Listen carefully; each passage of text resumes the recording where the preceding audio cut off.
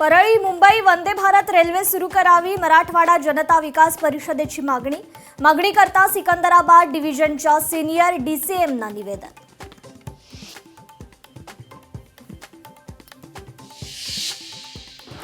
कोल्हापुरात ठाकरेंच्या शिवसेनेकडून बॅनरबाजी, ईव्हीएम जिंदाबाद लिहिलेले झळकले बॅनर। ठाकरेंच्या शिवसेनेचे जिल्हा प्रमुख रवी किरण इंगवलेंकडून बॅनरबाजी।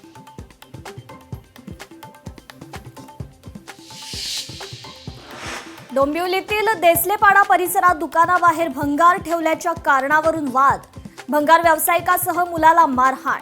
या प्रकरणी 4 जणांविरोधात गुन्हा दाखल।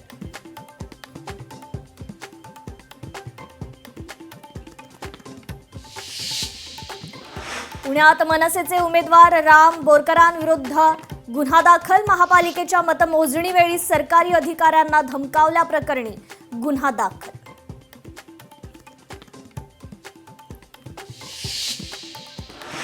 मुंबईतील मुंब्र्यात ड्रग्ज तस्करी विरोधात पोलिसांची मोठी कारवाई। 27 कोटींच्या ड्रग्जसह 5 जणांना अटक।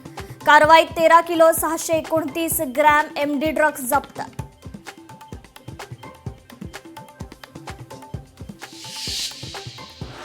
गडचिरोलीकडून आरमोरीकडे जात असलेल्या एसटी बसला खासगी बसची धडक।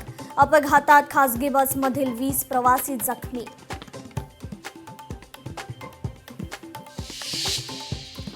भाजप नेते नवनीत राणा यांना पुन्हा धमकी। अज्ञात व्यक्तीने फोन करून दिली जीवे मारण्याची धमकी।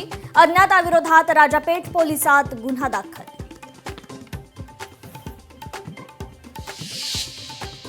अमरावतीच्या चिखलदऱ्यात बिबट्याचा मुक्त संचार। बिबट्या फिरताना सीसीटीव्ही चित्रित।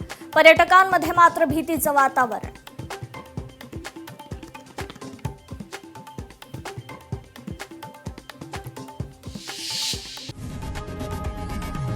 लोकशाही मराठी ऐका, पहा, जागरूक रहा।